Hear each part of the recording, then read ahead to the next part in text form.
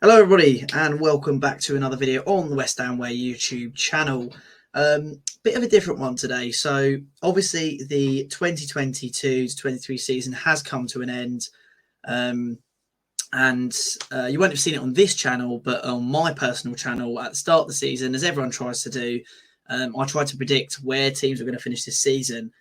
Spoiler alert, I did crap. So basically we're going to take a look at the season as a whole, why teams surprised me, why I predicted them to be where they are, and obviously maybe whether I'm going to consider them for next season to be where they are this season. So obviously in 20th place, I had Bournemouth. They ended up doing a lot better than that. They ended up finishing in a 15th spot in the Premier League. I had to say that they were nailed on to finish bottom for, I think, most teams, for most fans, sorry.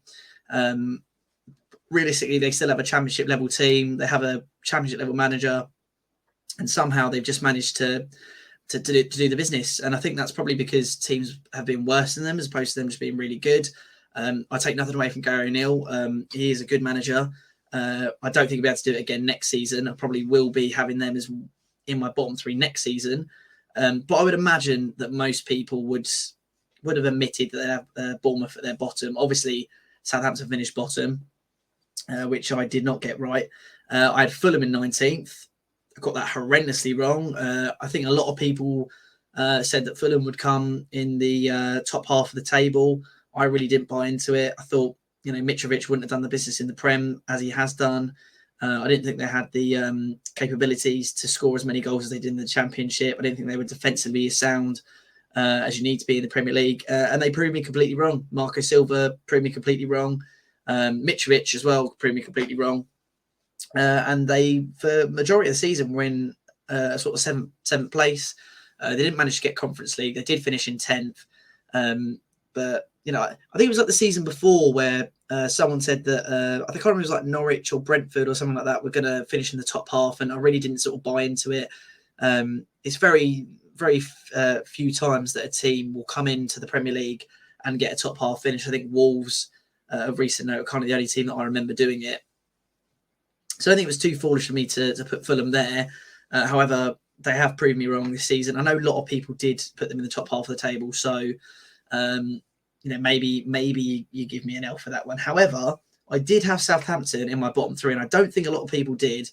I thought they might just about stay up. So I had them in the 18th place spot, sorry. But I saw that coming a mile off. I didn't think they'd finish rock bottom, not a chance. But I saw Southampton getting relegated a mile off. I didn't think they had enough quality, and they didn't. The signings that they made didn't impress me. They had too much youth and not enough experience. And lo and behold, they got relegated. So I actually thought that was a pretty good prediction. I think I got 2 places off that one. Overall, I'm happy with that one. Leeds as well. I said they would come 17th, sorry, and they came 19th. So again, I got that one a little bit wrong. I thought they'd just about stay up. They had enough exciting players, enough attacking players to stay up, but of course they did end up going down. Next, I had Forest, which I actually got bang on. Forest came 16th, and I predicted them to be 16th. So my first perfect prediction. I think a lot of people would have put them higher as well, but I just didn't think they had enough quality when they signed. Steve Cooper, good manager, but I didn't think he had enough to get them to that sort of mid-table finish. You always see teams who come up with really attacking sort of mindsets do well in the Premier League, but I think with the amount of players they signed, I just didn't think that they would be able to get that higher place finish.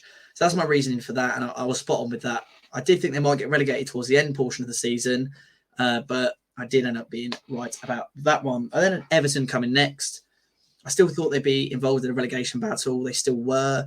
They survived on the skin of their teeth. Next season, I think they'll probably do a little bit better with Sean Dyche. And I think the quality of the teams coming up from the Championship, apart from like Burnley, aren't as good as it was sort of last season. So I think Everton will be okay next season, but I definitely had them being in the relegation battle, and I was right about that one. Brentford 14th. I didn't think they were going to push on and do as well as they did this season. They really surprised me. Ivan Toney's hit another level. Thomas Frank, I also thought they might lose Thomas Frank. He's been really good for them. They had made some smart signings. They've sort of kept the momentum going. So Brentford really surprised me this year, and I was wrong about that one. I had Palace coming 13th. I think that's a reasonable prediction. They were only a couple of places above that. Nothing too exciting going on there. Leicester, I had in 12th. I don't think a lot of people would have predicted Leicester to go down. In fact, I doubt any people had Leicester go down. Even with their horrendous transfer dealings, I don't think anyone would have had them to go down. Very surprised they went down, even now talking about it. But of course, they did go down. And I'm not exactly sure when they're going to bounce back up again. Looking at the summer when I made the prediction of them being in 12th, I wasn't entirely sure how well they do. I definitely didn't think they'd be in the European conversation. I definitely didn't think they'd be, breaking down any doors. But I'm very surprised with that squad that they've done as poorly as they have, especially when you look at the teams that finished above them: Everton, Forest, Bournemouth, Wolves, Palace. I mean, these are not sides with better squads than Leicester, in my opinion. So I'm very, very surprised they went down. And also very disheartening as well. But next I had Leicester, Brighton, 11th. I think that probably was one of my worst predictions. I thought Potter would leave Chelsea, to be fair. I did think he would leave. I didn't know that if they better get a good replacement in, I thought they'd lose a lot of players. But Brighton are just such a well-run, efficient club that they just seem to go over everything. They're going to lose Caicedo and McAllister potentially, but they've already got Inicio, who looks like the next McAllister. They've already got a replacement for him before they've even lost him. And in terms of Caicedo, I'm sure they'll come up with some sort of random midfielder. And obviously they got De Zerbi at Hanover as well, who, has copied the Potter way of playing football, but he's done it in a good way. He's not broken any doors down. He's not made any huge changes, but he's been able to do something really special at Brighton. And I think to get Europa League with that Brighton squad is incredible. When you look at the squad Chelsea have, when you look at the squad that Spurs have, and also, you've got teams like Newcastle who have stepped it up this year, Villa who have stepped it up this year, and Brentford and Fulham who are in the conversation for it. I think for him to be able to take Brighton to a Europa League spot is just incredible. So I got that one very wrong, as I imagine most people did. Aston Villa 10th, again, only a couple places off. I think I had, when I did the list, I had Villa, Wolves, Newcastle, and West Ham in my kind of, they could finish between 7th and 10th. Obviously, West Ham and Wolves, I was quite far off with them. But I thought Villa might be in the European conversation under Gerrard. Had it been Unai Emery, I would have said they'd be nailed on to get Europa League football or Europa Conference League football. Simply because he's just such a good manager and he just knows how to run a club really well. So I was only a couple of places off with that one, so I'm not too annoyed at that one. Wolves, that's probably a poor prediction, to be honest. I'm not exactly sure what my mindset was at the time. Wolves didn't, sign too many big players. I mean, Núñez for me was a huge buy. I was desperate to have him West Ham. Obviously, Wolves signed him, but they didn't have a lot of attacking firepower. Jimenez has not been the same since his head injury, which I did allude to. The defence is very frail. And but also the manager at the time, I thought would have done a little bit better. But, they finished for 13th. So I wasn't too far off with them, but I thought they'd be in the European conversation. Obviously, they were almost ready to get relegated for most of the season. And then next, I had Newcastle in 8th place. Look, I thought Newcastle had a better season than the prior one under Eddie Howe and with all the signings they made. But if you'd have told me they got Champions League football, I would have been seriously questioning that. But they did. And to be honest, they thoroughly deserved it. This Newcastle side is something really, really special. And it's going to be very tough next season to predict who's going to be getting in the top 4 and the top 6. With Pochettino coming back to Chelsea and them having the firepower of Bowley with all the money they can spend, with Newcastle being backed by Saudis and having all the money they can spend. And then you've also got, teams like Tottenham who've got a new manager in. it's going to be so tough, so tough to predict who's going to be in the top four. But I would never have predicted Newcastle in the top four. I doubt many would, but I never predicted them in the top four. I think they've bought so smartly. You know, Trippier's a revelation. Botman, Nick Pope, probably for me, is one of the signings of the season. Obviously, Haaland is a signing of the season because he's a robot. He's insane, and he's done what he's done. But for me, Pope has to be one of the best signs of the season. Alexander Isak as well, considering he was injured for most of the season, has been amazing for Newcastle. I don't even think they need to go out and get a new striker. I think they're only a decent couple of midfield options away, maybe a bolstered defence, get a new left back in. Maybe a new right winger. I know Almiron said his purple patch this season, but I still think they need a better right winger. Someone like Harvey Barnes and Maddison, they go from a team that might struggle next season to retain top four to a team that could be really dangerous. Obviously, again, next season is going to be more difficult because they didn't have any European football this year. Neither did Aston Villa, neither did Brighton. So it'd be interesting to see how the table affects them next season. I'm not looking forward to next season's predictions because it's going to be very difficult. There's going to be some howlers in there, let's be honest. And obviously, in 7th place is West Ham, our club, West Ham. Obviously, I was wrong by about 7 places. We had a terrible season. It was awful. There was a good portion of the season where I thought we might get relegated. David Moyes almost lost his job. Not a good season. But looking at the players we bought in the summer, and even looking at the squad now and how it plays, it is just crazy. It's unbelievable that we're in the position that we were in. You look at the sort of teams that are around us, Bournemouth near us. Bournemouth squad is nowhere near the quality of our squad. Wolves, we are levels above Wolves in terms of quality of our squad. Same with Forest, same with Everton. Obviously, Chelsea, again, they're a team that the quality of their squad does not match their league position. But look at Palace, Fulham, Brentford. I would argue, man for man, we have better squads than all of them. Even teams like Villa, I think that we probably got man for man a better side than them. And there's arguments to be had for Brighton as well. But for us to be in that position, I just can't believe it. I did think we struggle. I didn't think we'd get Europa League football. I thought we might get Conference League again. We often tend to struggle when we have European competition, and that wasn't really so much seen this season, actually. I think Europe actually helped us to springboard and get better performances in the league.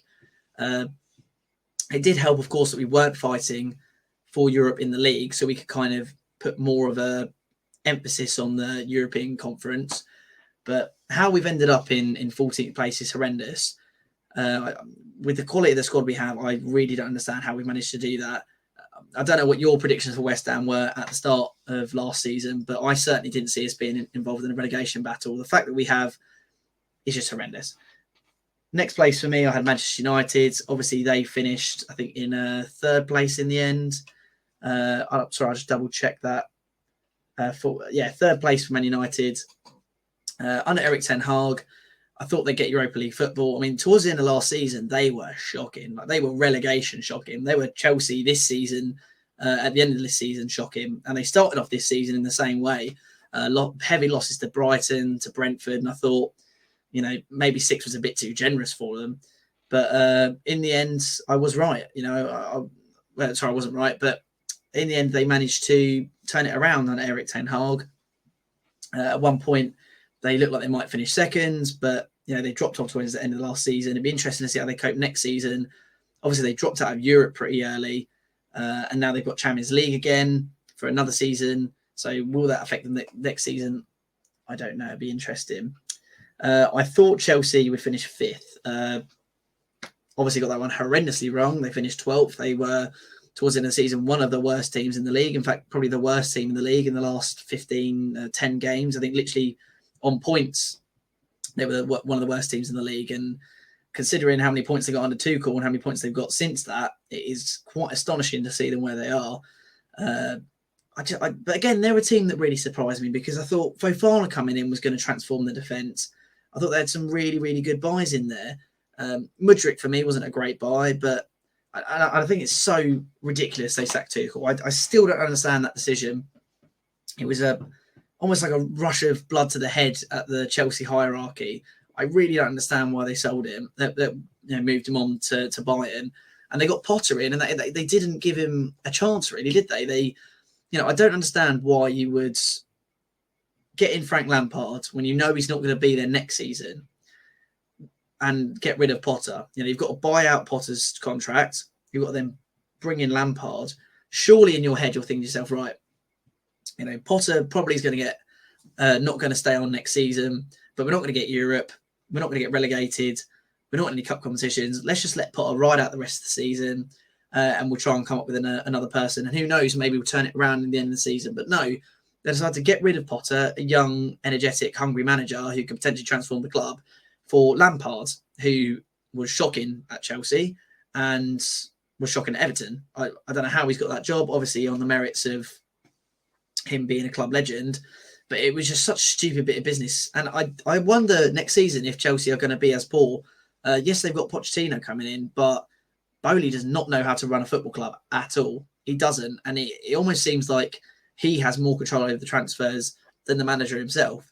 So I'll be very interested to see how Chelsea do next season. I honestly think if Tuchel had stayed on the Chelsea manager, they would be in a European sort of place. I honestly do believe that. So I don't think it was a weird prediction for me to make it at the time. Fourth place at Arsenal. Don't kid yourselves. No one at Arsenal coming second. No one at Arsenal winning the league. I thought they'd get Champions League. They did narrowly miss out on it last year. I thought they would trump Chelsea and United to get it. But, let's not kid ourselves. No one thought Arsenal were going to do as well as they've done this season. They've revolutionised the way that they play football. Yes, they dropped off towards the end of the season. Maybe that's because the pressure got to them. Too many inexperienced players. Whatever. You name it. You say what you want to say. But Arsenal had a very, very good season. And I don't think a lot of people would have predicted them to come where they came. And that's only 2 places different for me. I had Spurs coming in third. Again, I'm not sure what went wrong at Spurs. Antonio Conte at the helm. Some really good signings in. Obviously, like Richarlison was a good backup. They got in Basuma from Brighton. They got in some new centre-backs. I thought they were going to do quite well this season. And again, they dropped off and had some really poor results. I think most teams this season have just struggled with the surprise of teams like Brentford, like Brighton. And I think that's the key. You play good counter-attacking football, and any team can have its day in the Premier League. And I think it's just the fearlessness that the small teams, not small, but the teams that aren't as big as the Spurs and the Chelseas and the Man Uniteds, they've got nothing to play for. They can do what they want. They can try and play the way they want to play. So for teams like Brentford and Brighton, they just play the way they want to play, the most attacking way possible. And if they lose, they lose. And it's a really good system to adopt.